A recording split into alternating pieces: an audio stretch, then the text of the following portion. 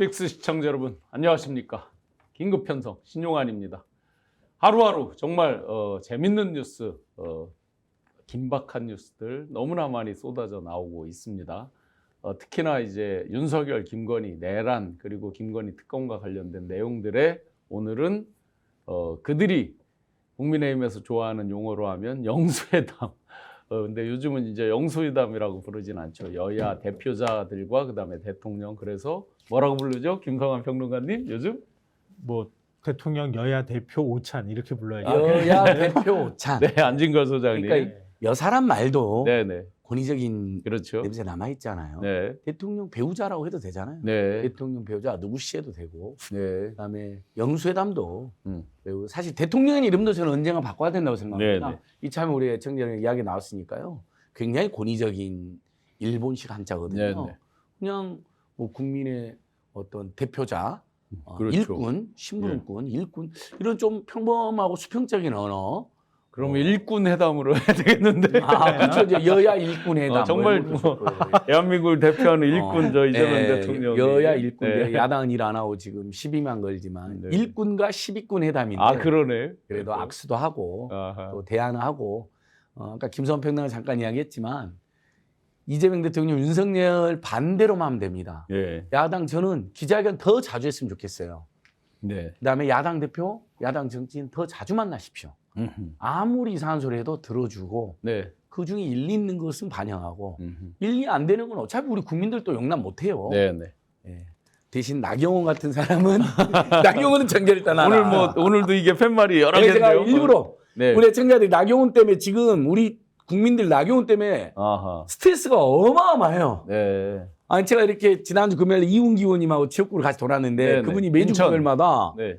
11개동 인천 남동 11개동을 오후 4시부터 밤 11시까지 예. 7시간을 돌더라고요. 아. 벌써 5번, 6번 만난 사람이 있어요. 아하. 금요일마다 모임하는 분들 계속 만난대요. 네. 시민들이 그러는 거예요, 저한테.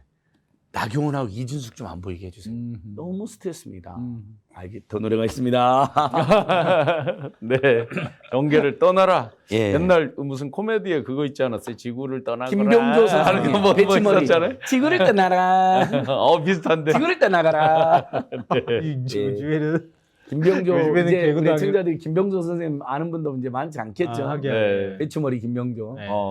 평론가님 오늘 관심사 중에 아주 저 웃긴 관심사인데 정청래 대표님과 그 이름도 아직 장동혁 익숙하지 대표요. 않아요. 장동혁 대표 악수할 건지. 악수할 건지 아, 방송에 어떻게 저 속보 같은 거 나왔나요? 근데 뭐 그건 아직 안 나온 것 관심사긴 같은데 한데. 뭐 네. 그것만 자꾸 얘기하더라고요. 네네. 뭐 그렇게 악수하는 게 그렇게 관심이 될까? 네. 무슨 뭐 이게 뭐라고 해야 되지? 무슨 연인 관계도 아닌데 말이야. 네. 하여튼 그런 생각도 드는데요.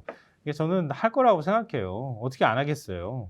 근데 대통령을 그렇죠. 대통령님을 사이에 두고 사이에 두고 이게 안 악수도 안 한다는 하고 게 이렇게 모양이 그렇죠. 좀 이상한 것 네, 그건 같고요. 당연히 해야 될 것 같긴 합니다. 사실 여야 대표가 대통령 만나기 전에 사실 풀었어야 문제이긴 해요. 예, 예. 근데 그 부담을 대통령한테 지워주는 거랑 똑같잖아요. 근데 그거는 여야 정치권이 정치를 포기했다고 하는 비판에서 자유로울 수 없는 장면이라고 생각하거든요. 어쨌든 정치의 중심은 국회가 될 수밖에 없거든요. 예.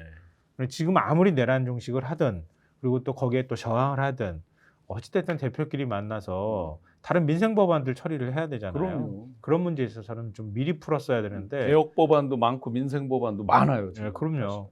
네. 꼭 대통령을 중간에 껴놓고 뭐 싸우려고 한단 말이에요. 네. 근데 그게 썩 보기 좋지 않아요. 네. 그거는. 근데 괜히 그러니까 대통령은 엄격하게 말하면은 행정부 수반이잖아요. 그렇죠. 행정부 수반인 대통령을 중간에 껴놓고 난 다음에 여야 대표가 뭐 이번 기회에 우리가 뭘 해보자 이거는 말이 안 되는 것 같고요. 네. 물론 이제 대통령 중심제라고 하는 그 특성이 있기는 한데요. 근데 저는 뭐 장동혁 대표가 오늘 뭐 엄청나게 그 뭐랄까요 성과를 낼 수 있는 뭐 양보하든 뭔가 타협안을 만들어낼 수 있는 인물은 아니라고 생각해요. 지금 이남희님께서 속보 나왔음, 악수 사진 나왔음. 그래요? 이라고. 나왔어요? 예, 감사합니다 이남희님 알려주셔서. 그렇죠. 아니 참에 네, 정청래 대표님도 이렇게 말씀하셨잖아요. 아주 솔직하신 분이니까 장점인데. 아니 이제 내란 세력하고는 악수하지 않는다는 것은 그 정도 비타협적으로 투쟁하고 네.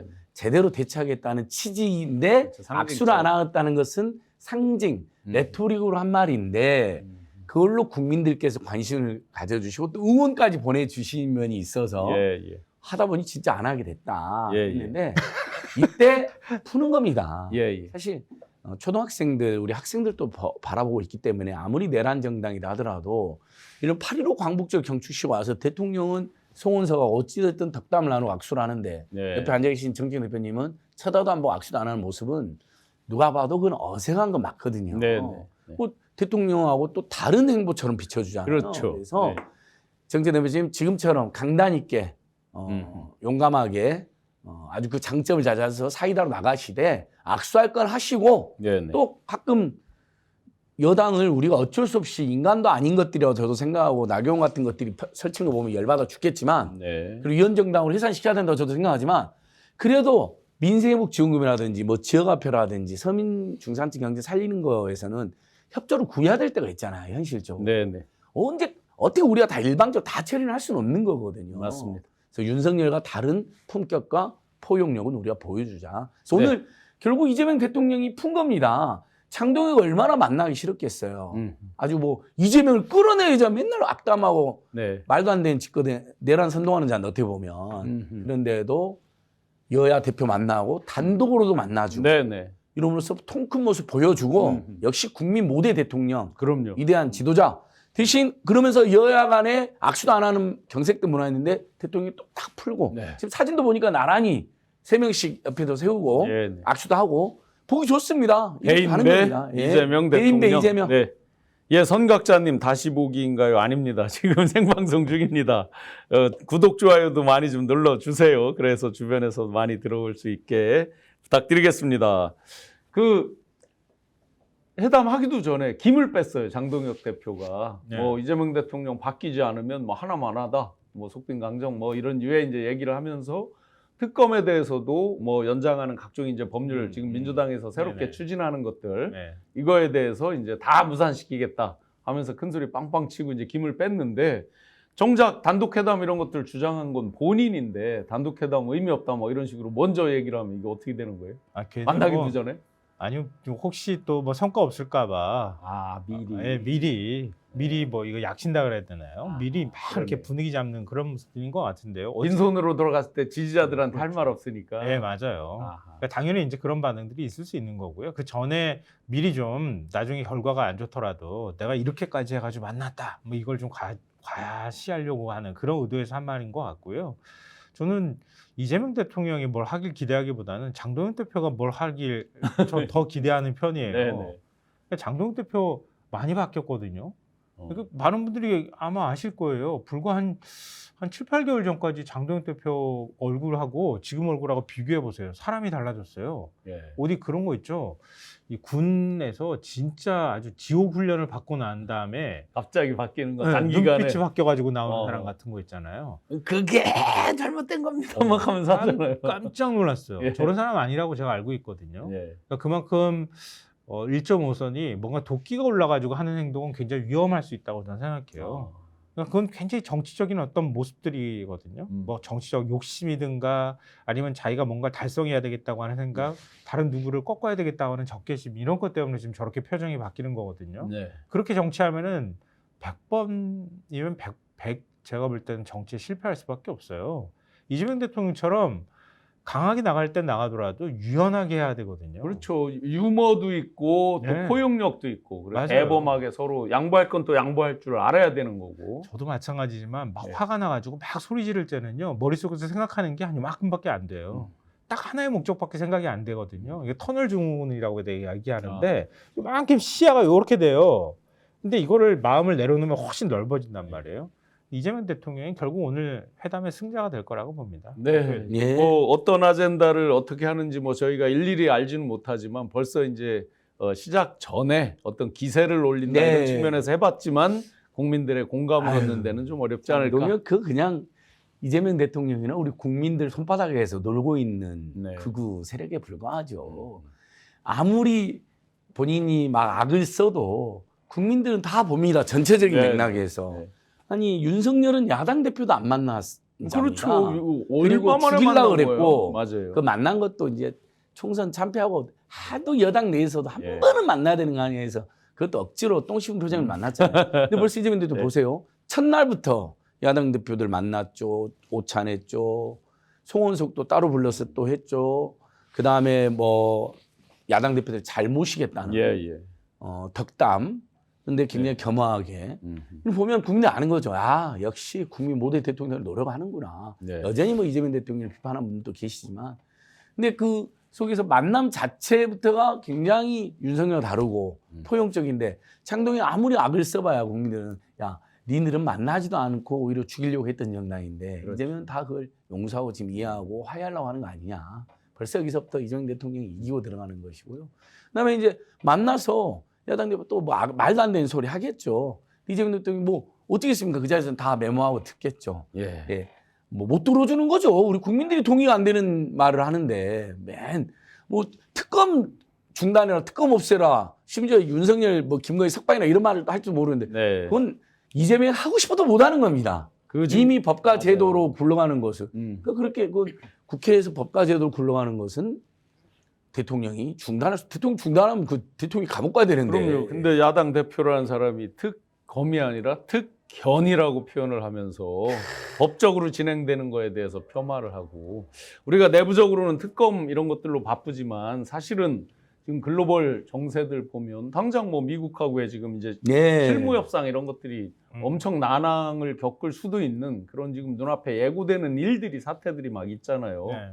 거기에다가 이제 국내 어떤 경제적인 측면 내란을 거치면서 완전히 망가졌던 뭐 여러 가지 이제 소상공인 문제, 서민 경제, 국가 부채 문제 여러 가지들이 지금 이 산적돼 있는데 사실은 협조를 구할 게 많거든요. 보면.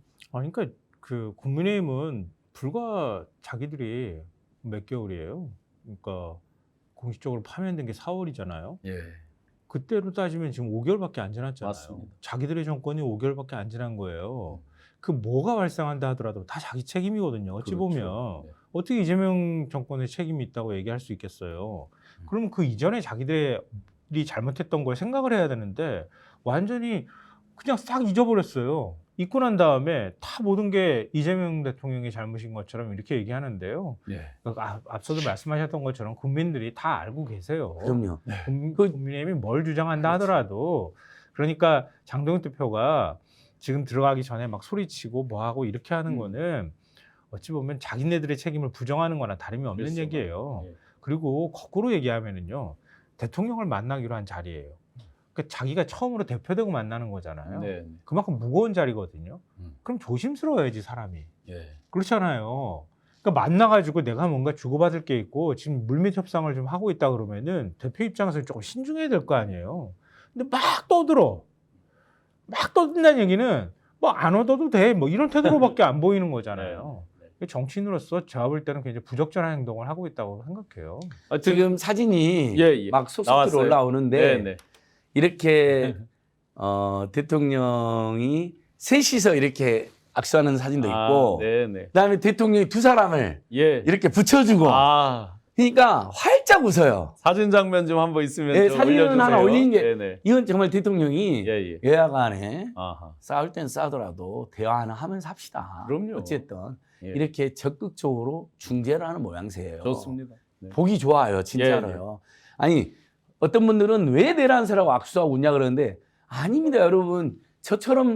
저희들처럼 윤석열, 김건희, 국민의 세력하고 싸우는 사람이 어디 있습니까? 지금도 맨날 특별재판 설치라 네. 김도구로 이렇게 하고 다니는데 그건 저희들은 해도 된다니까요, 그렇게.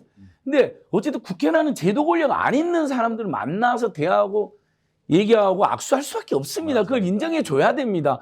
그래놓고 더 좋은 법, 더 좋은 제도, 더 좋은 예산 하나 더 만들면 그게 민주, 진보, 개혁, 중도 세력의 승리죠. 저들의 승리입니까? 저들은 오히려 더 쪼그라듭니다, 여러분. 네. 우리가 악수하고 웃음으로써 저들은 명분을 더 잃게 되고 실리도 더 잃게 되고 더 쪼그라들게 되어 있습니다. 네, 그래서 그런지 지금 대훈님께서 오늘 앉은 건 왜 이렇게 잘해? 아유, 감사합니다. 한탄님이 신동환 교수님 앉은 걸 영화 배우 김성환 평론가님 너무 좋아요라고 제가 주셨어요. 영화 초원에 영화 배우. 영화 초원에 제가 이제 단역으로 출연해서 아하. 요즘은 안 배우로 통합니다. 그래서 영화 두 번째 배우가 영화도 지금 섭외가 들어와 있습니다. 네. 아예 영화 배우로 나가는 거 아니에요? 좀 해볼만 하더라고요. 네. 50만 원 출연료 주니까 돈도 낼겸 그때 네. 50만 원 받았습니다. 아하. 그 정청래 당대표 평소에 유머도 많고 정말 돌아서면 아주 그 장난기도 많고 이러신 분인데 경로를 했습니다. 민주당 대법원 조정안에 대해서 내부에서 기밀이 유출됐나 봅니다. 어떻게 된 거예요? 누가 흘렸을까요? 글쎄요, 이게 그 당에서 준비하는 누가 어느 단위에서 예. 뭔가 보고를 지도부한테 했을 거 아니에요. 네네. 그 단위에서 아마 갈 가능성이 굉장히 높아 보여요. 음. 지도부라고 해봐 뭐 최고위원 몇 명 안 되는 거 아니에요.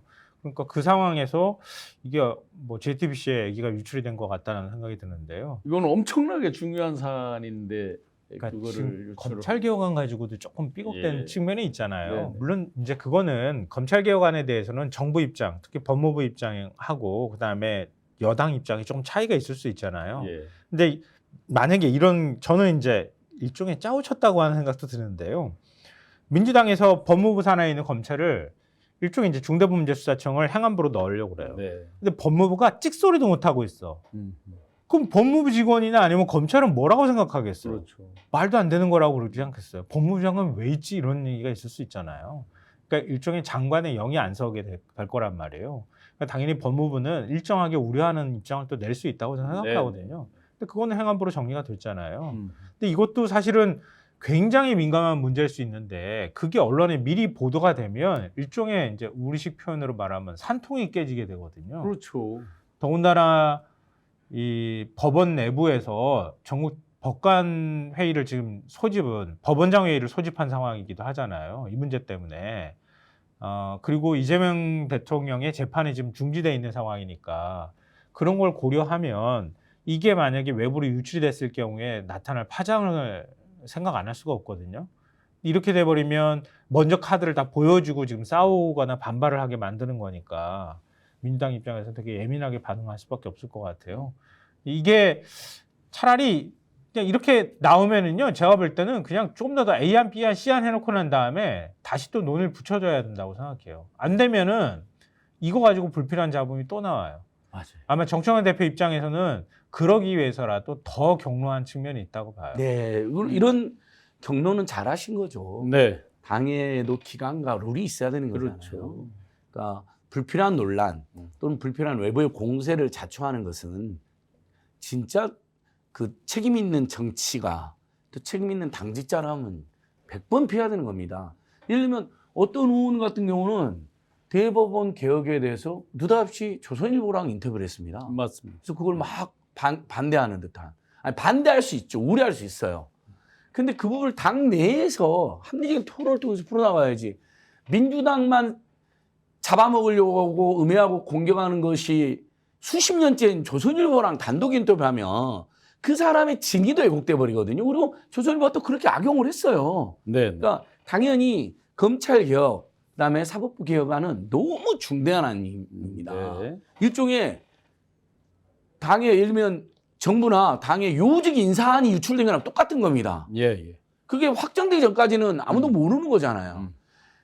미확정안이 여러 번이 나가면요, 예민한 안이 그게 확정되지도 않은 안이 나감으로써 혹시 초안에서 항상 초안에는 늘 좀 국민들이 보기에나 또는 당사자들 보기에 약간 오바되는 안이 있을 수도 있고 너무 축소되는 안이 있을 수도 있잖아. 그걸로 불필요한 논란을 불러일으키고 또 공격을 받고 또 음해를 당할 수가 있거든요. 그러니까 최종 논의된 안이 정교하게 나가자는 거죠. 나갈 때는요. 네. 물론 이제 검찰 개혁안처럼 국민들 모두 관심 있고 대통령까지 나와서 토론이 더 필요하다 하면 그런 경우는 뭐 검찰의 보안 수사권을 주는 한, 안 주는 한, 경찰을 못 믿을 때가 어떻게 할 것이냐. 경찰 내부에서도 항고나 재항고하거나 재정 신청을 해서 검찰 안 가더라도 시민들이 불복할 수 있는 이런 것들은 토론할 수 있다고 봐요. 네. 네. 이미 이제 논점이 확인된 안들. 음. 근데 대법원 조정안은 정말 예민한 안이잖아요. 예, 예.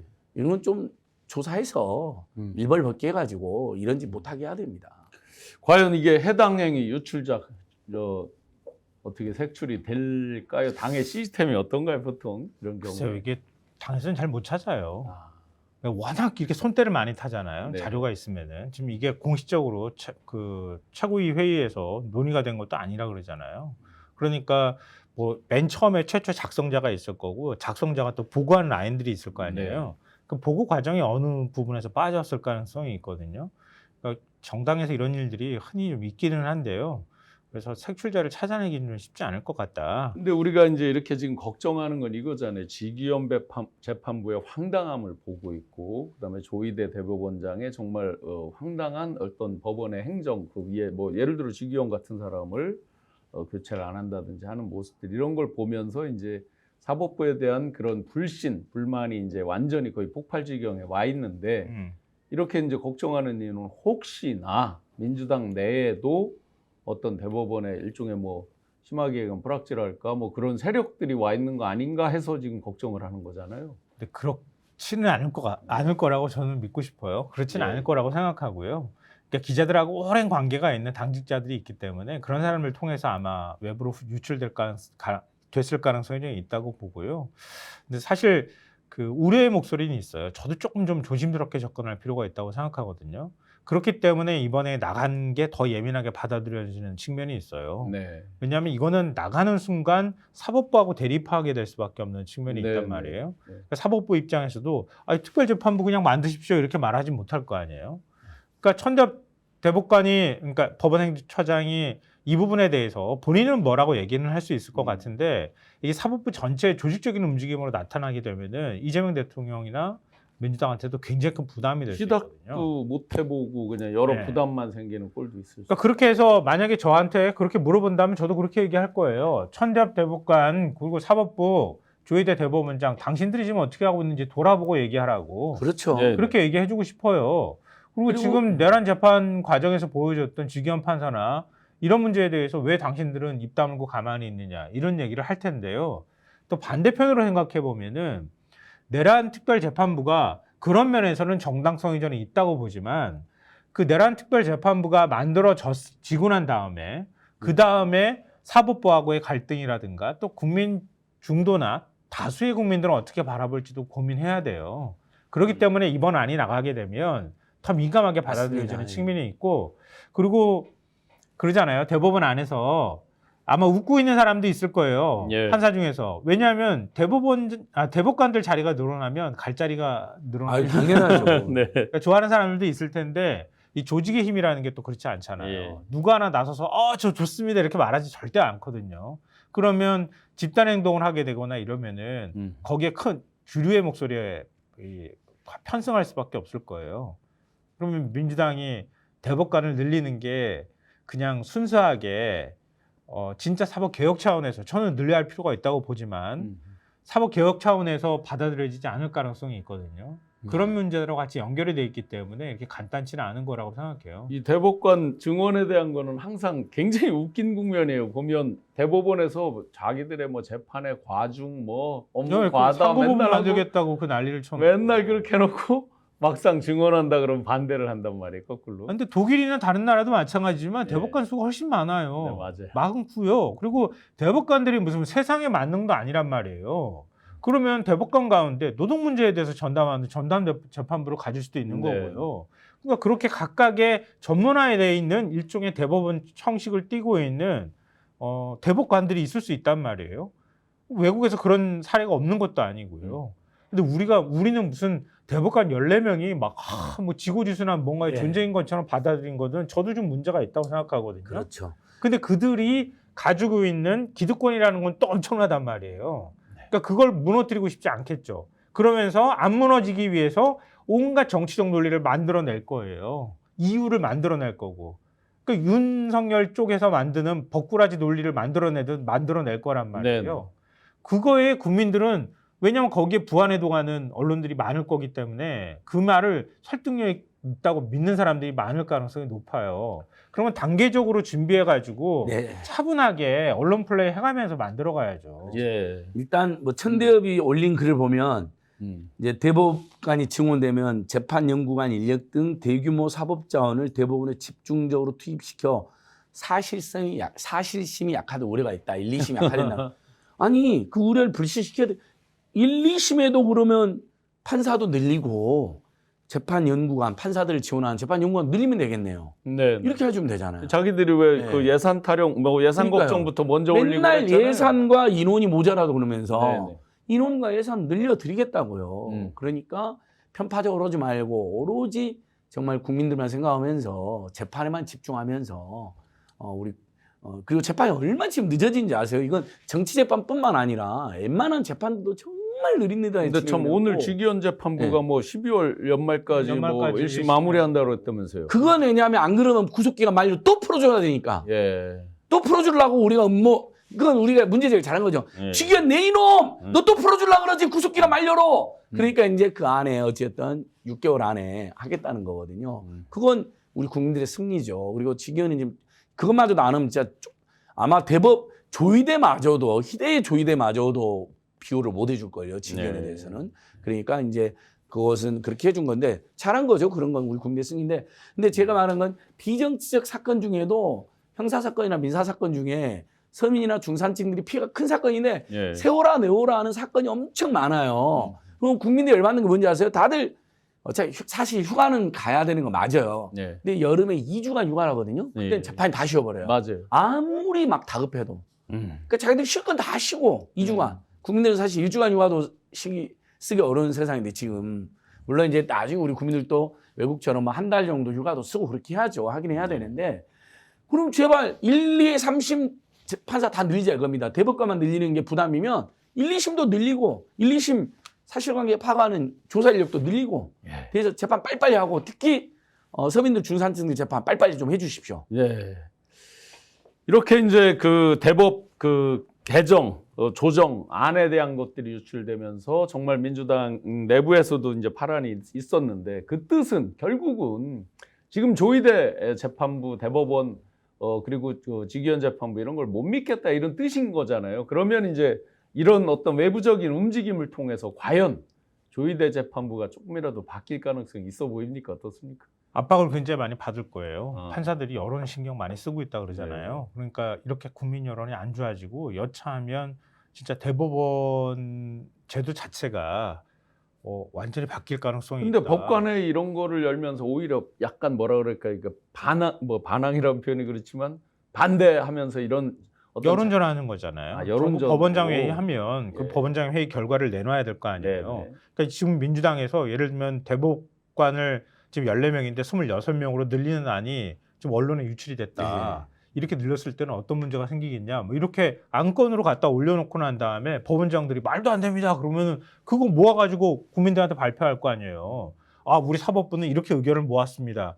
이렇게 하면은 그냥 입법부하고 이제 맞서는 꼴이 돼버리잖아요. 이게 결코 간단치 않아요. 네.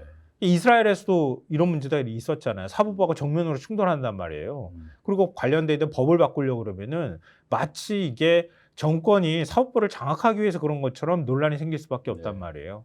그러니까 더더욱 조심스럽게 접근해야 되는 거예요. 그게 이제 덜컥 바깥으로 유출이 되니까 지금 논란이 커질 조짐이 생기는 거 아니겠어요? 예. 예. 그러니까 이번 논란은 그냥 제가 볼 때는 그냥 단순히 내란 재판으로 이렇게 좁혀가지고 논란을 만들면 안 돼요. 이거는. 예. 사법부가 그동안에 굉장히 누적되어 있는 문제들이 많거든요. 그건 사법부 스스로도 알고 있잖아요. 상고법원 만들려고 시도했던 것도 그렇고, 그리고 우리가 바라봤을 때에도 사법부가 너무 특권화되어 있는 측면도 있단 말이에요. 네. 그리고 지금 법적 카르텔하고 연결이 되어 있다고 하는 비판들을 많이 받아왔잖아요. 그러니까 사법부의 다양성이라고 하는 측면, 그리고 국민들한테 법률을, 그러니까 예를 들면 법률 서비스를 받는 사람을 국민이라고 가정하면 국민들이 재판받는데 얼마나 힘들어합니까? 네. 네.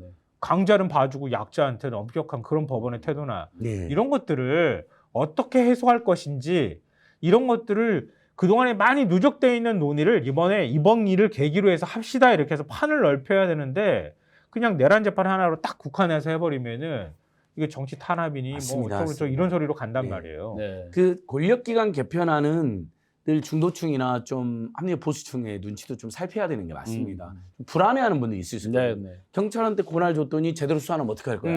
검찰에 보안 수사하지. 이렇게 논리가 맞아요. 네, 네. 그러니까 아니다. 네. 경찰을 이렇게 2중 3중으로 감시 견제하고 경찰 내에서도 일면 무혐의처럼 하면 옛날에 우리가 검찰이 무혐의처럼 항고 재항고하고 네. 이렇게 돼 있잖아요. 네. 경찰 내에서도 이런 걸 다 똑같이 두고 같은 경찰이 아닌 다른 경찰이 그걸 심의하게 예, 만든 예. 이제 이렇게 하면 그런 문제 제기한 사람들도 이제 알아듣는 거거든요. 네, 네. 그러니까 우리가 옳지만 무조건 강변만 할 수 없는 게 예민한 이슈들이나 권력기관 재편 이슈는 그런 겁니다. 네. 네. 그리고 저도 김선표는 말씀 100% 동감하는 게 내란 재판부만 이야기하면 안 돼요. 직연히 하면 안 돼요. 예를 들면 예. 이번에 JMS 사건에서 항소심 재판부가 그 메이플님이 제출한 공익재벌 그 음성 파일을 JMS 변호인한테 제공해 버렸잖아요. 맞아요. 피해자들이라든지 네. 원고 측이라든지 검찰 다 반대했는데도 네. 그래갖고 그놈들이 그걸로 막 변주하고 위조하고 메이플 막 공격하는데 악용하고 있거든요. 네. 그럼 그런 것들가 국민적 상식이라는 국민의 눈높이를 도저히 이해할 수 없는 사법부 행태들이 있습니다. 예. 그런 것들도 예시를 열거를 해주면서 그다음에 재판 아까 지금 우리 국민이 제일 받는 것은 어쨌든 재판 길어지는 거하고 저쪽 상대방이 김현장이 들어오면 이길 재판도 지는 거 뭐 이런 거거든요. 그런 걸 말해주면서 예. 법관을 늘려서 재판 기간을 단축시키고 그다음에 저쪽이 만약에 전관 변호사를 쓴다 하더라도 절대로 억울한 사람이 생기지 않는 내용을 우리가 동시에 제시해주면 네. 국민적 설득력의 지도가 더 올라가죠. 네. 어라님께서 쥐기업 말 믿으면 안 됩니다. 절단납니다. 토르누나님 또 집판사를 믿다니요. 혐의 축소해서 판결 내릴 게 뻔해 보이는데 네. 산소 박사님 내가 1년 전부터 검사 판사 다 없애고 인공지능으로 대체하면 된다고 했잖아. 이만큼 우리 국민들의 사법부 재판부에 대한 불신이 크다는 것 그것만큼은 정확히 그들 스스로 알고 스스로 자정 반성하는 노력들이 필요할 것 같습니다. 그렇게 또 우리가 국민적 압박을 계속해야 될 것 같고요. 소년부 목사가 아마 지금 실질 심사를 받는 모양입니다. 어떤 분들이 이제 긴급 속보해서 소년부 구성영장 실질 심사 해놨고 오후를 나른한 오후를 좀 깨워주려고 우리 저 아재 개그로 선각자님께서 우리 안진걸 소장님께 여쭤보겠습니다. 예. 앉아 있는 여자를 세 글자로 줄이면 안진걸이죠. 여기 선각자님께서 예. 써주셨어요. 여러분들이 응원하는 팀 오늘 안진걸?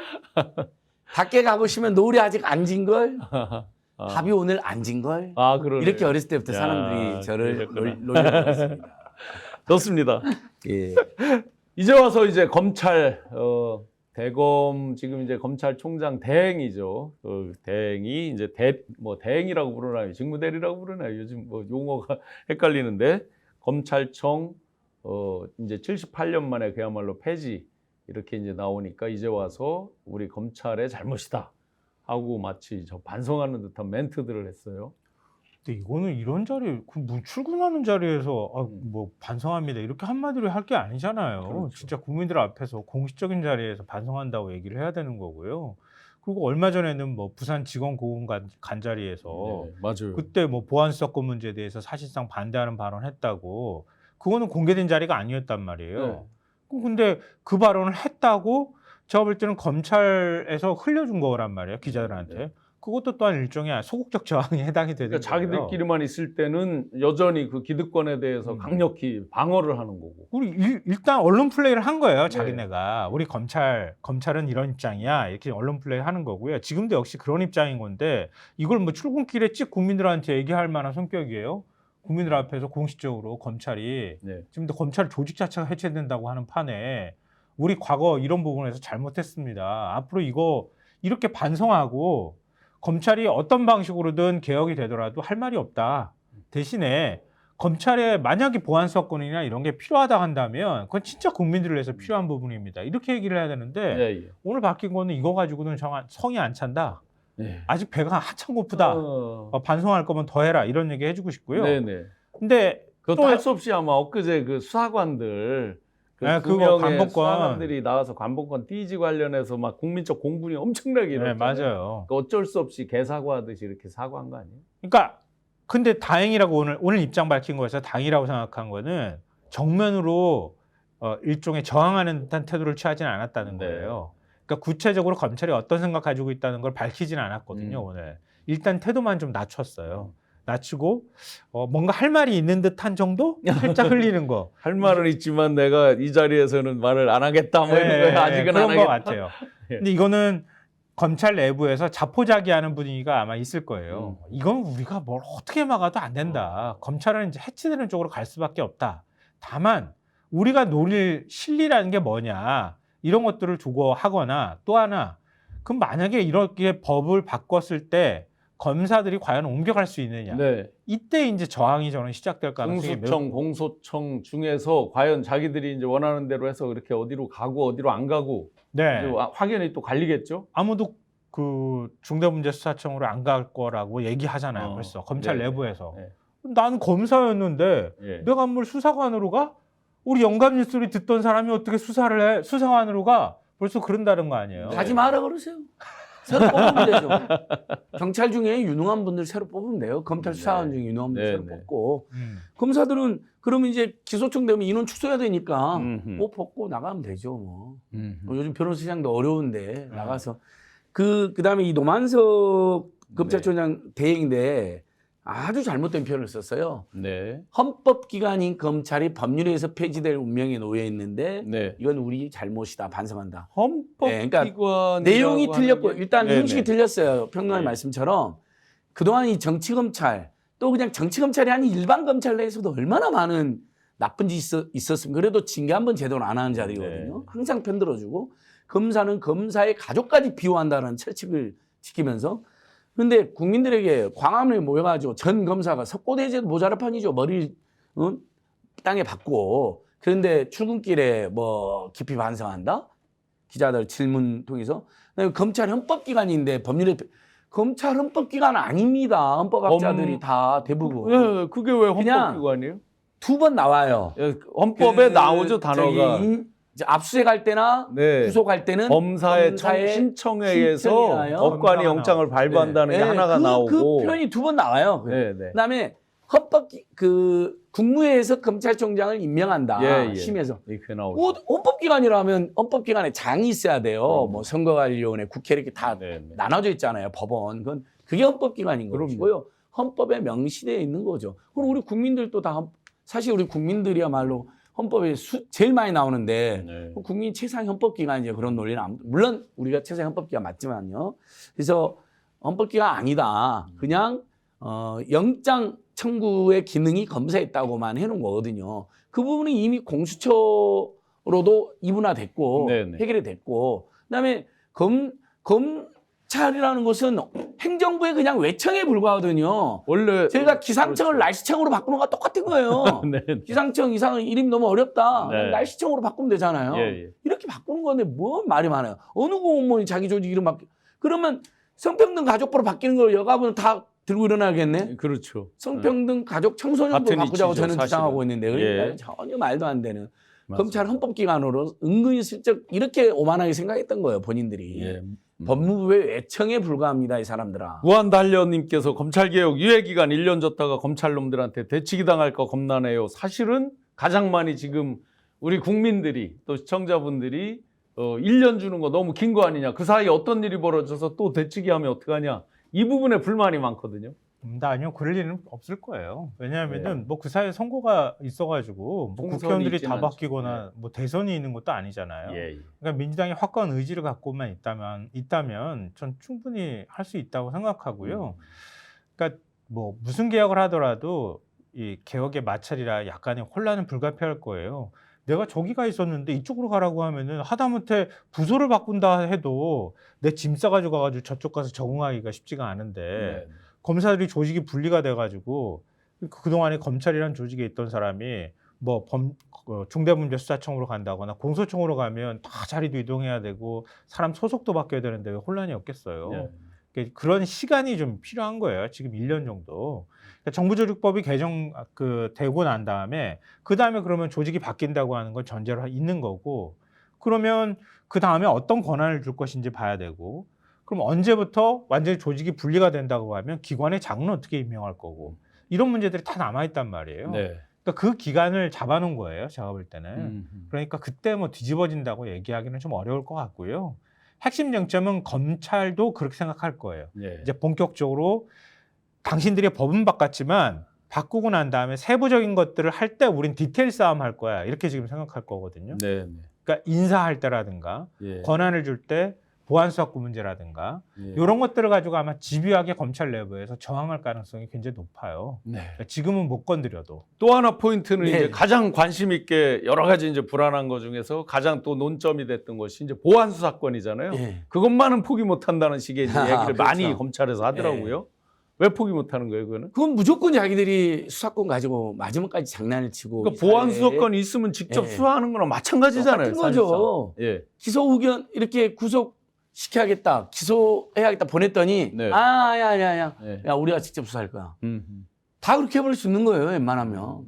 그러면 검찰개혁 다시 도루묵되는 겁니다. 수사 단계에서 충분히 논의 협의하면서 예. 그 수사 진척도를 보고 거기서 어떤 의사결정을 할 수 예. 있는 거잖아요. 보안 수사 요청권을 한 보안 수사를 요청하면 되고요.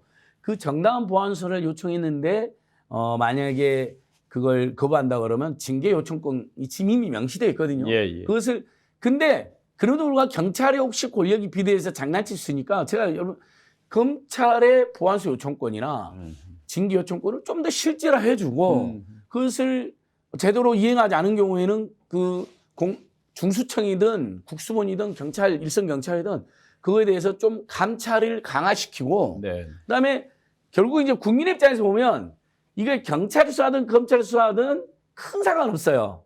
근데 그동안 검찰이 수사를 사실상 장악하고 정치적인 사건이라든지 재벌 대기업 관련 사건들을 장난을 쳤기 때문에 이제 완전히 뺏어보기로 한 건데 경찰이 근데 수사를 제대로 안 하면 피해를 보는 건 사실이잖아요. 그 부분에 대해서 그러니까 한 1년 정도 우리가 1년까지 유예를 했으니까 그 안에 완벽한 장치를 만들어놔야 됩니다. 네. 경찰이 일선경찰 무혐의하면 항고, 재항고, 이신청. 지금 이신청으로 되어 있는데 그것을 내면 정시로 항고로 재항고라고 할 수도 있고 그다음에 법원에 재정 신청을 바로 하는 방법도 있고 이런 것들을 좀 꼼꼼히 정비하고 특히 경찰이 비대해지고 어떤 사건은 아예 축소를 해버리는 어떤 사건은 또 비대해져 갖고 정치를 악용할 수도 있기 때문에 경찰도 그동안 얼마나 나쁜 짓을 많이 했습니까? 그러니까 그 2중, 3중의 견제장치를 어떻게 만들 것이냐에 대해서는 그래서 한 1년 정도 시간을 두고 충분히 만드는 거 필요하다. 네. 그리고 검찰 보안 수사 안 해도 경찰은 검찰과 달리 검찰은 동일체이고 다 정치적으로 완전히 거의 한 몸으로 움직이지 않았습니까? 옛날에 예. 윤석열 한동훈 때 보세요. 무조건 편 들어줬잖아요. 그렇죠. 평소에 괜찮다는 검사들까지도 윤석열 한동훈 편을 들었거든요. 예. 근데 경찰은 여러분 완전히 이질적인 집단입니다. 출신도 다 다르고요. 순경 출신, 그렇죠. 경찰 간부부수 출신. 저 채용되는 출신. 경로가 네, 굉장히 경로가 다양하죠. 다르고요. 네. 안에 진보, 중도, 보수가 다 섞여 있고요. 또 검찰에는 뭐 노조 이런 것도 없잖아요. 경찰은요. 경찰 공무직 노조가 따로 있고요. 네. 경찰관들은 또 직장예배를 만들고요. 네. 전현직 무궁화 클럽도 있고요. 예. 별별 조직이 다 있어요. 네. 어떻게든 감시 견제가 돼요. 여기는 함부로 못 해요. 그러니까 핵심은 그거예요. 이 너무 기관이 많아지는 것 같고 헷갈리시는 것 같은데요. 그러니까 중수청을 만들게 되면 검사가 이동을 하는데 검사가 아니고 수사관이 된다. 이렇게 지금 얘기하잖아요. 그렇죠. 왜 그럴까? 명칭도 바꿔야 된다고 하고 예. 검사라는 명칭보다 이제 저 수사하는 그러니까 네. 그러니까 명칭 자체라기보다는 이 사람이 관, 뭐 공소관, 그렇죠. 무슨 관 이렇게 바꾼 어떤 그 법률적 지위를 가느냐의 문제인 거예요. 네. 왜냐하면 검사가 가서 중수청으로 이동했다고 치면은요, 검사는 영장 청구권도 가지고 갈 수 있고 기소권도 가져갈 수 있잖아요. 그게 헌법상 보장되어 있는 거란 말이에요. 네. 그러면 중수청이 기소도 할 수 있다는 얘기가 되는 거잖아요. 그럼 검사지휘를 주면 안 되는 거예요. 그리고 검사지휘를 주면 영장 청구가 가능해지거든요. 네. 영장 청구가 가능해지지 않게 하기 위해서 지금 수사관을 만드는 거예요. 이유가 뭐냐면 영장 청구권으로 통제하는 거예요. 네. 경찰도 영장 청구권을 못 갖고 있잖아요. 그러니까 경찰도 제일 불만이 우리도 영장 청구권 줘 이렇게 얘기하는 거거든요. 왜냐하면 검사가 수사권도 쥐고 있는 검사가 경찰이 수사를 해서 영장을 청구하는데 야, 너 영장 안 줘 이렇게 해버리는 일이 흔하게 있단 말이에요. 요번 내란 저기 할 때도 있었잖아요, 실제로. 예. 저 김성훈 등등 할 때 처음에 다 막 압수하죠. 다 기각시켰죠. 그 압수수색 검사를. 자체를 영장 청구 자체를 안 해버렸잖아요. 그러니까 지금 헌법상에서 영장 청구권을 가지고 있는 사람은 그러니까 공수처 검사, 공수처는 그 수사할 대상이 아주 제한돼 있잖아요. 네. 그리고 기소청 검사. 기소청 검사는 수사권이 없는 사람이고 기소 여부만 판단하는 사람이기 예. 때문에 이 사람한테는 영장 청구권 줘도 된다는 거예요. 그러면 영장 청구권으로 사전에 협의하면 돼. 그렇죠. 협의를 할 수밖에 없어요. 예. 그러니까 꼭 굳이 다 수사권을 들고 가야 할 필요가 없다는 맞습니다. 거예요. 맞습니다. 핵심은 그거예요. 그러니까 영장을 청구하려면 보안 수사 요청에 응해줘야 돼요. 예. 그렇게 또 통제가 되는 거예요. 그러니까 이게 오히려 지금 검찰이 독점하고 있는 수십 년의 특혜와 독점적 기득권, 기소 편의주의 뭐 다 들어보셨잖아요. 기소 네. 독점주의, 기소 편의주의. 그다음에 재판 진행권 이게 다 검찰이 갖고 있는 거거든요.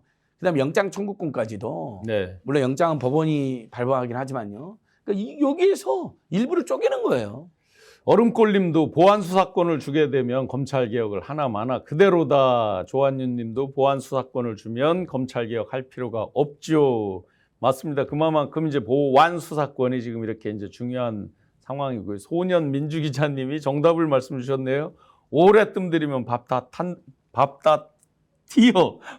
탄다는 뜻 네. 같아요. 그 행님들 해놓으셨어요. 그래 1년 우리가 유예 주는 거에 대해서는 굉장히 이제 걱정을 하는 건데 지금 말씀 들어보듯이 1년 그 유예 기간 동안에 우리가 혹시라도 반격을 당할 또는 어떤 미진해서 나중에 또 펑크가 날 이런 사안들이 없는지를 꼼꼼히 챙기면서 예. 완벽하게 맞습니다. 어떤 비가역적, 불가역적 예. 다시 그들 마음대로 돌이킬 수 없는 그런 제도를 만드는 시간으로 이렇게 보면 될 것 같고요. 제가 약간만 덧붙이면 네네. 여러분 잘 보시면 민주당 안팎에서도 검사 출신들이나 법조계 출신 인사들은 보안 수사권을 주장하는 사람이 많아요. 의외로. 예. 진보 진영 인사들 중에 일부도요.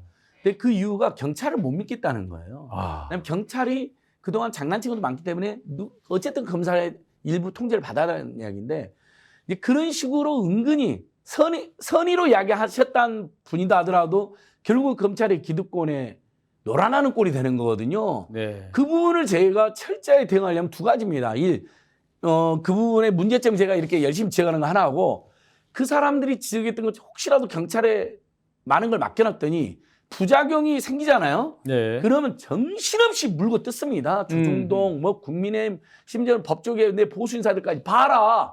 민주당 안 내렸더니 망했다. 피해는 국민들이 봤다. 그래서 여러분 그 1년 동안에 준비하는 기간 동안에 그런 가지가지 경우의 수를 싹 다 대비해서 국민들의 피해가 없도록 완벽히 보완하자는 거기 때문에 1년이 유예가 아니라 1년의 준비라고 하시면 될 것 같아요. 네네. 법을 추석 전에 아하. 통과시키고 유예가 아니라 동안 준비다. 철저히 준비하는 네. 그러니까 법 그- 거치고 시행령, 시행규칙 네. 같은 것, 그다음에 뭐 내부 규칙 같은 거 다 만들잖아요. 네. 그걸 철저히 해놓는 거죠. 그러니까 보안 수사권을 주면은요 미니 검찰을 하나 더 두는 거예요. 그렇죠, 사실. 기소총이 수사권을 갖고 가는 거잖아요. 네. 그럼 조그마한 검찰을 하나 좀 조직만 조그맣게 만드는 거나 다름이 없어요. 네. 중대범죄수사청 만들어 놓으면 중대범죄수사청에 예를 들면 보안 수사권이 갈 필요가 뭐가 있어요? 수사를 하는 게 네. 그렇죠. 상관없잖아요. 그러니까 검찰이 바라는 게 이제 그런 걸 거예요. 자기 조직을 계속 이렇게 연명하듯이 계속 가지고 가고 싶은 거예요. 어떻게든 기득권을 가지고. 그러니까 보안사라고 하는 현실적 필요를 어떻게 다른 기관을 통해서 해소할 거냐. 이 부분에 대해서 고민을 하고 수사를 한 것에 대해서 확실하게 수사한 사람이 책임지도록 만드는 거. 예를 들어서 내가 수사를 했어요. 근데 기소청으로 가지고 갔더니 기소를 못해 이걸. 당신 왜 이렇게 기소했어? 책임져. 징계 줘야 돼. 이런 방식들 어떻게 책임지게 만들 건지 수사 맡은 사람이 끝까지 책임지게 만드는 시스템을 구축하는 게 중요하지. 보안 사건을 줘가지고 기소청이 기소하는 기관이 검사가 보안 수사도 할 수 있게 되면은 그럼 뭐 검찰 조그만하게 만드는 조그마한 검찰을 하나 더 만들겠다는 얘기인데 그걸 어떻게 받아줍니까? 네, 못 받아주지. 이번에 이제 정부 조직을 여러 개를 개편하는데 이제 이 검찰에 대한 개편도 마찬가지고 그 중에 가장 눈에 띄는 게 이제 빵진숙, 방통위에 대한 개혁이 있었습니다. 그러면 이제 어떻게 돼요? 빵진숙 씨는 어디로 가요? 자동면직이죠. 자동면직이요. 방통위가 폐지되는데 그렇죠. 자기가 있는 속한 아니, 조직 자체가 없어지는 거죠. 저는 정권 바뀌었다고 뭐 임기 보장된 사람 무조건 쫓아내는 건 우리는 해서는 안 된다고 생각을 네, 해요. 하지만 이진수는 경우가 다르잖아요. 네네. 너무나 많은 파행과 불법을 저질렀잖아요. 헌재에서도 겨우 살아났지만 헌재에서도 지적을 많이 받았거든요. 네. 사실상 이혼이라는 거 아닙니까? 네. 행동들이. 근데 그러면 사실 최소한의 양심과 양식 있는 자라면 벌써 사표 쓰고 나가야 되는데 네. 오히려 버틸 때까지 버텨서 자기 대구시장 나가려고 그러는 거거든요. 아, 그러니까 그래요? 버텨야지 몸값이 올라가고. 전환길이 이미 네. 공천 준 거에만. 그렇죠. 전환길이 양보까지 했잖아요. 아, 전환길 지가 원래 돼야 되는데 양보되져갖고 그리고 탄압받는 모양새를 갖추려고 하는 거예요. 예. 그래서 저는 오히려 이진숙은 내버려 두자. 그냥 방통위를 폐지하고 개편함으로써 예. 자동 면제시키자. 아. 사퇴 촉구도 안 했으면 좋겠어요. 듣지도 않아요. 이 사람 어차피 들 사람도 아니에요. 네. 몸값만 키우는 사람이에요. 예. 그냥 이진숙은 무관심해버려야 돼요. 어. 그냥 경찰 수사, 법카 이용한 거 그걸로만 수사 딱 받고 그걸로 처벌받고 강도 폐지돼서 그냥 그만두게. 언급하면 언급할수록 그걸 악용해요. 네. 본인은 몸값 키우기로 악용하고 활용하고 극우의 전사가 되려고 그러고 실제 그 이런 사람 키우면 안 정도로 됩니다. 그 정도로 보수 내에서 뭐 극우까지는 뭐 모르겠지만 그 국민의힘 내에서 이 사람 위상이 그렇게 높아져 있는 거예요? 대구시장. 그거 그렇지는 않은 그렇지 거예요. 않은 거죠. 그렇지는 이렇게 않아요. 높으면 뭐 이렇게까지 하겠습니까? 그렇지 않으니까 더더욱 악용하는 거예요. 그렇지. 사실은 양양력이 없는 사람이에요. 아. 보수의 복잡하잖아요. 여전사가 돼가지고 이번에 한번 계속 싸우는 모습들이 보여지면 그 다음에 이제 지방선거 출마를 하거나 이럴 때 일종의 프리미엄을 그렇죠. 먹을 거다 이런 정치적 계산을 하는 것처럼 보이는데요. 네. 이진숙 위원장은 진짜 염치가 없어요. 예. 왜냐하면 네, 네. 자기가 진짜 2인 방통위 체제 내에서 정말 일을 잘했다고 하면 모르겠는데 자기가 방통위원장 되자마자 한 일들이 전부 불법이라고 판단이 나왔잖아요. 100%다 법원에서 불법이라고 판단했죠. 100%. 2인 방통위 의결 자체가 불법이라고 얘기하고 있어요. 법원 판결은. 그렇죠. 그럼 그걸 통해 가지고 MBC 장악하려고 시도한다거나 이런 일을 했잖아요. EBS 장악하려고 시도하고. 근데 그걸 떳떳했다고 지금 어떻게 얘기하겠습니까? 아무리 우리가 상식적으로 생각해도 5명이 있는 위원회인데 2명 가지고 자기네들 멋대로 막 방망이 휘둘렸는데 그것만 가지고도 해임 사유가 되는 거고요. 예. 뭐 보수 여전사 제가 말씀드렸지만 유튜브 나가가지고 방통위원장이 내가 무슨 여전사가 되니 어쩌니 이런 소리 한 사람을 내가 들어본 적이 없어요. 그러니까 지금까지. 현직이면서 그거를 나가가지고 그게 말이 됩니까? 네. 말도 안 되는 아무리 정치적으로 이념적으로 편향된 인사가 왔다 하더라도 그래도 형식적인 것까지도 지키지 못하면은요. 예. 그럼 그 자리에 앉아 있으면 안 되는 사람인 거거든요. 네. 그러니까 정치 중립을 요구하는 자리에 간 사람이 아무리 속마음으로 내가 보수를 지지하고 싶다 하더라도 겉으로는 말을 못 하는 거예요. 국무회의 장 자체를 그냥 뭐 자기 피하라는 장으로 계속 이게 써왔으니까. 이것만 가지고도 안 되는 거고요. 네. 그리고 지금 뭐 방송 미디어 통신위원회 네. 형태로 이제 바꾼다고 얘기하는데요. 이거는 기업들도 많이 얘기했던 거예요. 왜냐하면 미디어 형태는 계속 바뀌어 왔잖아요. 지금 유튜브나 OTT나 이거 다 엄청난 산업이 돼버렸단 말이에요. 근데 방통위 산하에 안 들어가 있어요. 문화부로가 일부 쪼개져 있고 네. 정통부로 쪼개져 있단 말이에요. 그걸 한 번쯤 정리해 줄 필요가 있는 거예요. 그건 네. 이전부터 계속 나왔던 얘기입니다. 그러니까 위원회 개편에 맞춰서 그 자리를 유지하고 있는 방송통신위원장이 물러나는 게 맞다. 네. 자격도 없는 사람이다라고 생각해요. 크빵진숙, 찐빵진숙이네요라고 댓글 주신 분이 있습니다. 그 상국자님. 그런데 이제 그러면 여전사를 자처해서 코스프레를 한다 그러면 남전사를 자처하는 김형석이 있습니다. 오늘 또 아이고. 국회에서 난장을 한번 쳤는데 그 난장에 판을 깔아준 자가 잔민전 자물을 명한 김민전 의원, 자물을 유명한 예. 김민전 계속 의원인데 그걸 계속 그렇게 잠이 많으면 예. 의회 국회의원 저 사퇴하고 그러게요. 잠 푹 주무셔도 아니 되는데. 그 김영석 같은 사람을 초대해서 기자회견 자리를 판을 깔아주고 또 자기는 없어졌어요 그 사이에 예. 그 사이에 이제까지 이렇게 된 게 다 민주당 책임이라고 김영석이라는 자가 아주 난장을 이제 친 거죠. 그러니까 독립기념관장인데 예. 독립운동을 부정하는 자가 있으면 되겠습니까? 예. 그래서 이런 사람은 사퇴 촉구를 해도 돼요. 예. 뭐 모르겠어요. 이자도 또 극우의 전사가 돼서 뭐 정치적 야욕이 있는지 모르겠지만 이런 사람은 진짜 독립기념 단 하루를 하늘에 계신 우리 독립운동가들께 제가 면목이 없어서 예. 지금 실제로 시민단체들이 거의 매일처럼 사퇴 촉구 운동을 하고 네, 있습니다. 네, 네. 독립기념은 앞으로도 가고 서울에서 하는데요. 진짜 제일 먼저 쫓아내야 될 사람이죠. 오늘 뭐 물리적 충돌까지 있을 정도로 네. 그런데 이렇게 해서 계속해서 어떤 물리적 충돌을 예견되는데도 가서 무슨 자기가 진짜 전사인 것처럼 각 기자회견을 자처하고 하는 게 결국 이것도 또 그런 정치적 행위인 거죠. 김영석도 대구시장인가요? 전환기한테 낙점 받았나? 전환기한테 양보 받았나? 한번 저 체크해봐야 되겠네 이 네. 사람 고향도. 자기 자리가 좀 위험한 상황이 되어버렸잖아요. 그래서 아마 한 것 같은데요. 그러니까 이 사람들은 문제의식을 전혀 모르는 것 같아요. 그러니까 예를 들면 김영석 교수가 세계사의 눈으로 보면 광복은 연합국의 선물일 수 있다.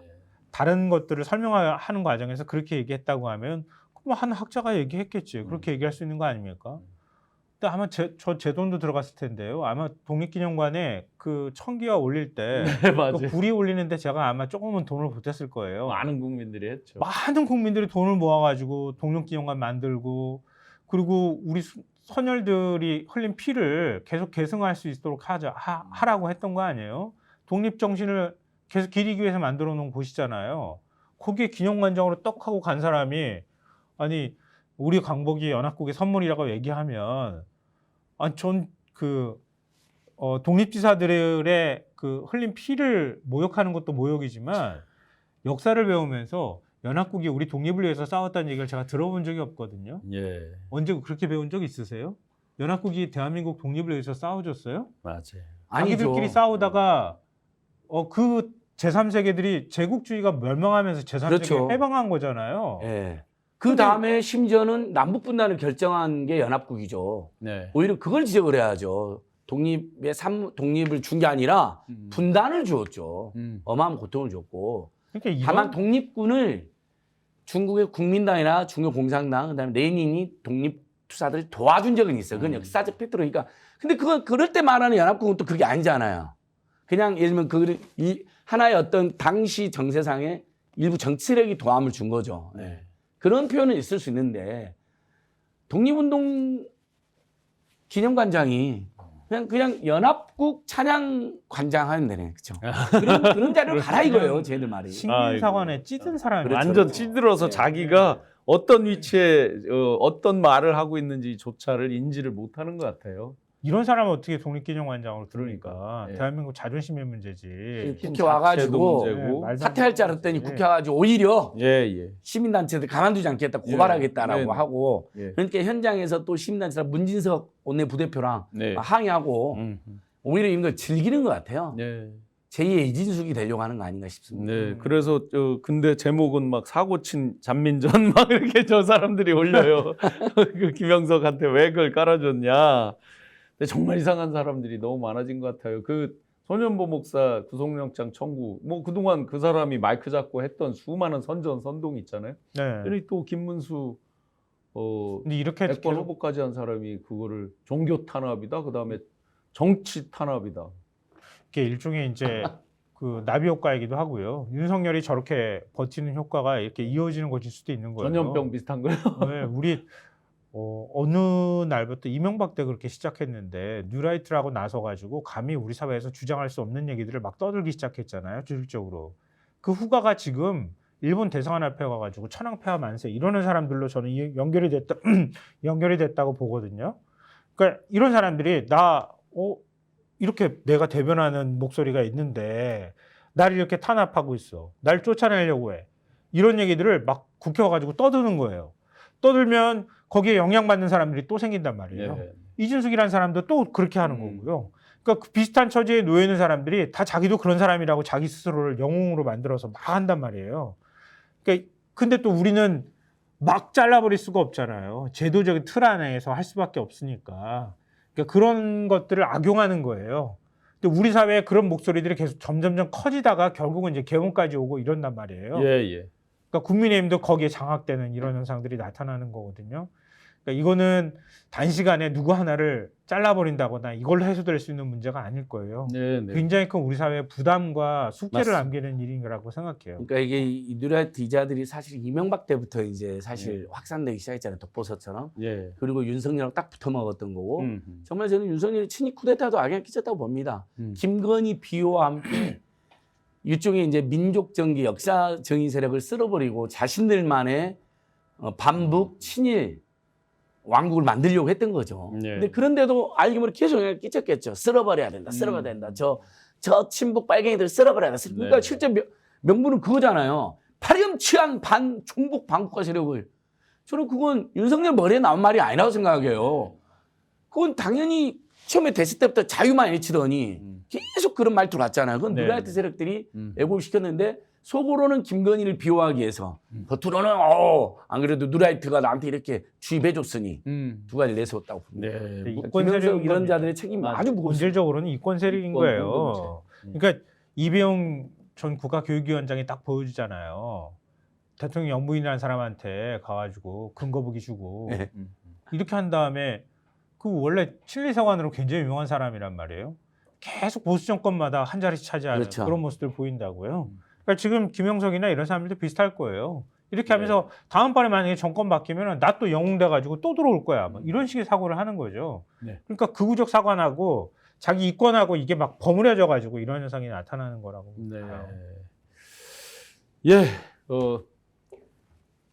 1시간 동안 함께 해주신 시청자 여러분 감사드립니다. 광고 하나 하고 마무리 하나는 꼭 짚고 마무리해 보겠습니다. 더 착한 보험 파트너스. 단순 보험 가입만 하는 게 아니라 최적의 보험 플랜을 짜준다고 합니다. 현재 가입된 보험이 여러분께 맞는지 진단 서비스를 해주고 또 리모델링 안내부터 새롭게 맞춘 상품 제안까지 해준다고 합니다. 1644-1236, 010-7612-3303 카톡이나 문자 남겨주시면 24시간 상담이 가능하다고 하고요. 더 착한 보험에서 현명한 보험 플랜을 만들면 좋겠습니다. 스픽스몰에서 계속해서 공동 구매로 엄청나게 완판 행렬을 많이 하고 있던데요. 야식, 술안주가 땡길 때 제일 먼저 떠오르는 메뉴 바로 족발. 그 족발과 편육을 준비했다고 합니다. 제주 흑돼지로 만든 족발과 편육. 갑자기 땡기네. 점심으로 안 먹었더니 콜라겐과 단백질이 풍부해서 몸에도 아주 좋은 족발과 편육 세트. 청정 제주의 깨끗한 환경에서 자란 흑돼지 족발 편육 세트. 아주 설명이 필요 없을 정도로 쫄깃쫄깃하고 순살이라서 먹기도 편하다고 합니다. 족발의 쫀득함을 극대화시킨 편육까지 함께 4팩에 순살로 된 족발 4팩에 600g으로 4팩이 되어 있고 족발 편육 4팩 총 600g으로 또 4팩이 돼 있는데 그게 가격이 다 합쳐서 35,900원이라고 합니다. 그러면 36,000원이라고 한다면 한 8팩에 36,000원이니까 대략 단가가 나오죠. 택배비까지도 거기에 포함되어 있다고 합니다.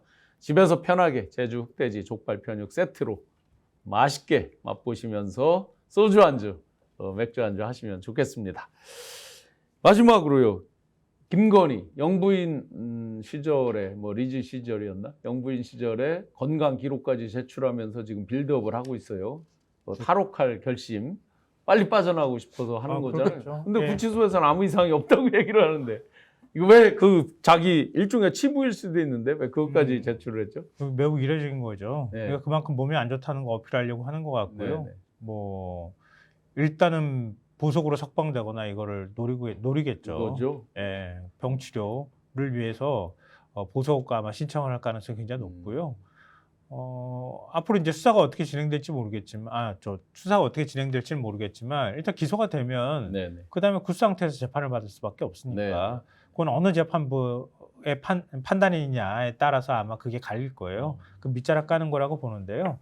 그래서 저는 그 영부인 시절에 진료받았다는 진료 기록 제출하지 마시고 그거보다 지금 서희건설에서 받았던 그 귀금속이 7종 세트라는 거 아니에요? 맞아요. 3개가 아니라 7개라고 지금 3종이 아니라 7종이라는 네네. 얘기가 있으니까 그 가져가셨던 금부치 보석이나 먼저 그거나 제출하고 먼저 제출하고 네네. 그리고 몸이 아프면 아프다고 또 얘기하고 그러라고 얘기해주고 싶네요. 예. 근데 아프다는 걸 저는 전혀 믿기지가 않습니다. 저도 전혀 믿지 자, 않습니다. 7시간 노치록 보세요. 이명수 네. 기자하고의.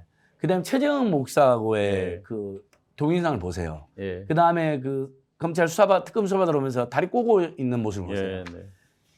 딱 카메라 앞에서만 숨 쉬는 것조차 조작하는 세력들인데 건강 아프다고 거짓말하고 있는 거죠.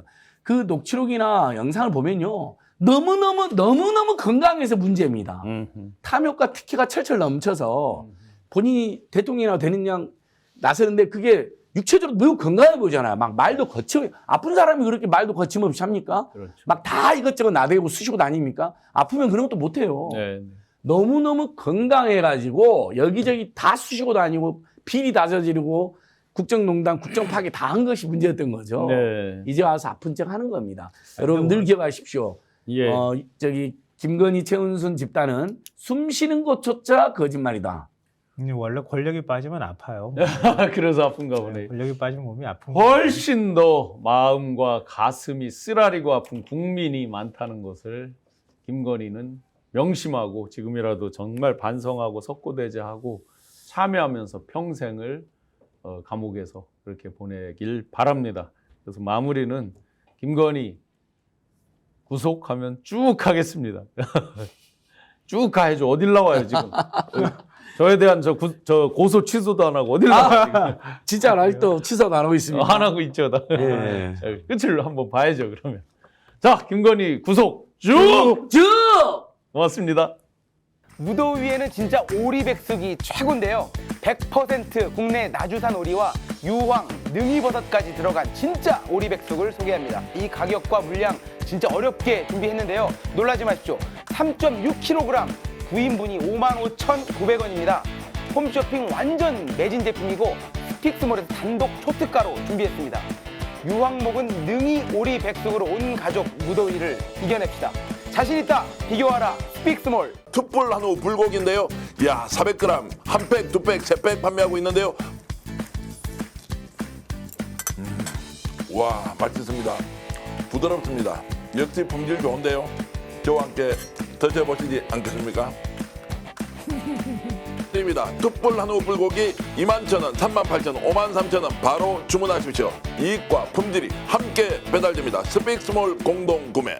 대한민국 고추장의 명인 정선자 선생이 만들었습니다. 뿌리 고수가 따로 없습니다. 볶음, 비빔밥, 쌈밥, 구이, 볶음에 찌개까지 100% 국내산 쇠고기에 더덕까지 들어간 약고추장이고요. 설탕의 향미 증진제, 인공색소가 첨가되지 않아서 깔끔하고 건강한 맛이 너무나 다릅니다. 와, 좋은데요. 그런데 가격 아니겠습니까? 홈쇼핑에서 39,900원인데요. 250g짜리 5통을 우리가 29,900원에 택배비 포함해서 드립니다. 와, 진짜 단독 특가입니다. 명인의 손맛으로 밥상을 바꾸세요.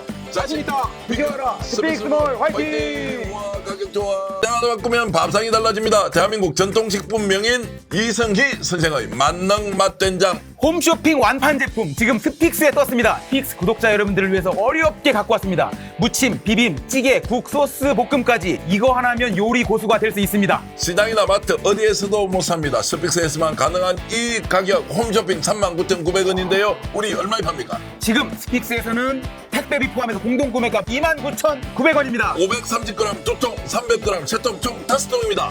자신 있다 비교하라 스픽스몰 화이팅! 드시고 있는 게 뭡니까? 와, 한우 뭉티기 그리고 육회인데요. 어떻게 이렇게 맛있습니까? 당일 도축한 제품 여러분께 보내드리고 있는데 가격 29,900원에 총 400g 대단한데요. 와, 쉽게 먹을 수 있다는 여러분 행운 아니겠습니까? 저 믿고 한번 드셔보십시오. 완전 맛이 짱입니다. 자, 직접 먹어보겠습니다. 네. 자, 어떻습니까? 우와, 육회 그리고 뭉티기. 우와, 자신 있다 비교하라 스픽스몰. 오늘 방송 어떠셨습니까? 마음에 들었다면 구독, 좋아요로 스픽스를 응원해 주십시오. 여러분들의 구독, 좋아요는 가장 큰 힘이 됩니다. 스픽스 구독, 좋아요